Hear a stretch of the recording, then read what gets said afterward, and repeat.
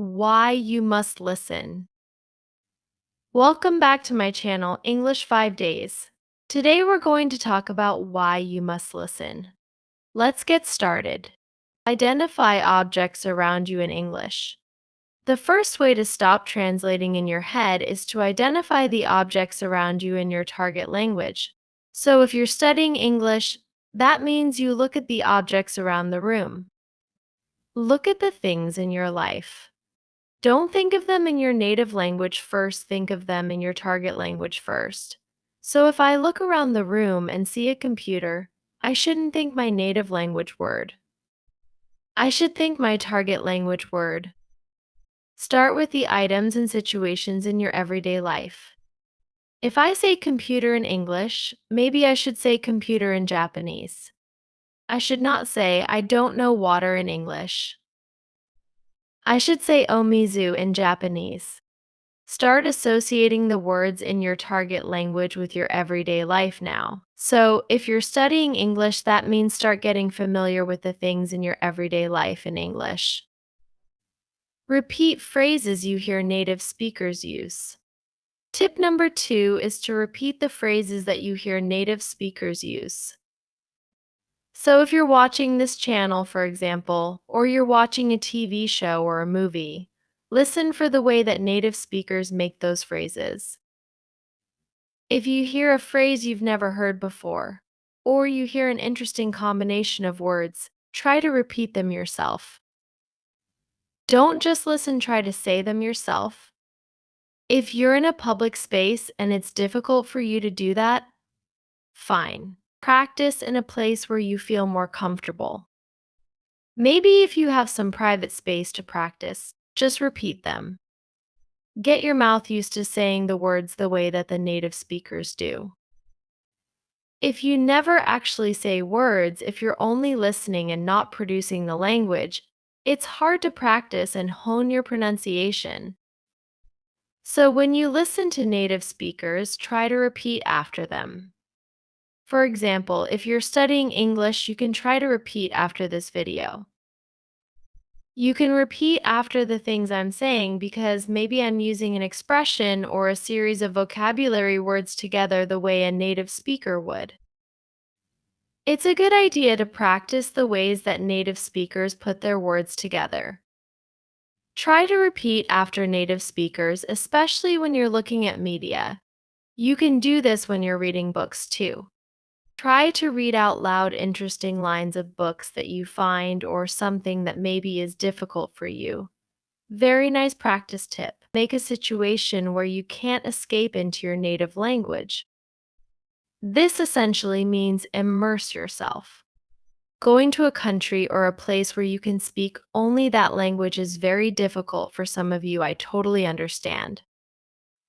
But if in your life you can create a situation in your library, room, or house for just an hour or maybe a day, where you have no choice but to use that language, it helps.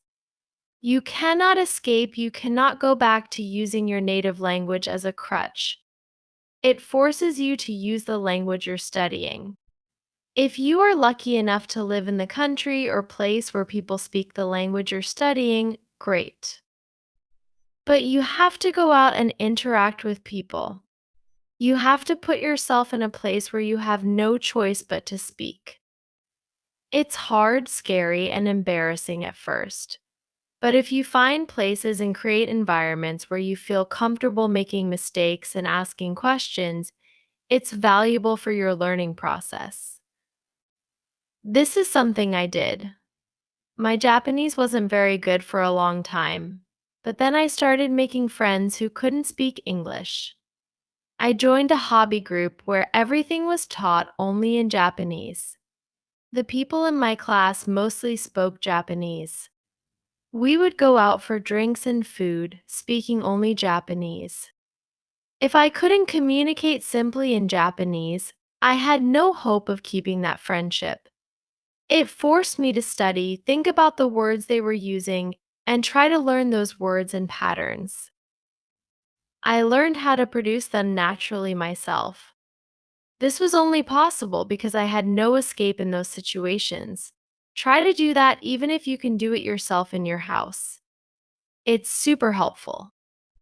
Watch TV and movies in your target language without subtitles. Tip number 4 is to watch TV and movies in your target language without subtitles.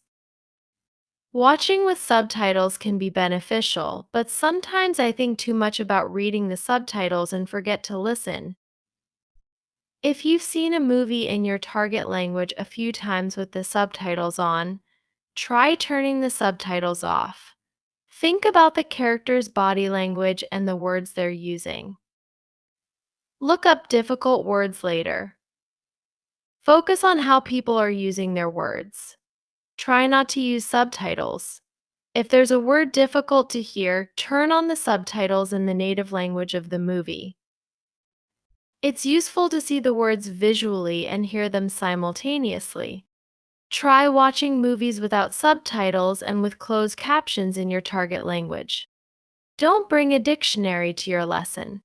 Tip number 5 is to avoid using a dictionary during lessons. Dictionaries, especially electronic ones, are very convenient. They're great resources, but in a lesson, relying on them can be detrimental. When practicing conversation, if you don't know a word, pulling out a dictionary breaks the flow. In real conversations, like opening a bank account, you can't pull out a dictionary every time you don't know a word. Instead, explain the word to your partner. They might teach you the word, which helps you remember it better. Use strategies like describing the word using body language or context. Practice describing vocabulary words and asking for meanings from your partner. Train responses to common questions. Number 6 is a quick one: train responses to common questions. For example, know how to answer "How are you?" Have a default response like "I'm good." If it takes you a long time to answer common questions, you need to practice. Think of default responses for questions like "How was your weekend?" or "What do you want to do for dinner?" Practice these responses until they feel natural. It saves time and helps the conversation flow. Study with materials that don't provide a translation. Use worksheets or textbooks in your target language without translations. Simplified explanations in the target language are better. This helps you think and learn in the language you're studying. Apply this to written and audiovisual materials. Study phrases in addition to single vocabulary words. Learning how vocabulary words are used in phrases helps understand their nuances. For example, the word crazy can have different meanings depending on the context.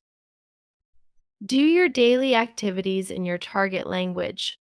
Think about your everyday life in English. This helps you practice verbs and find vocabulary gaps in a practical context. Use a learner's dictionary for new words.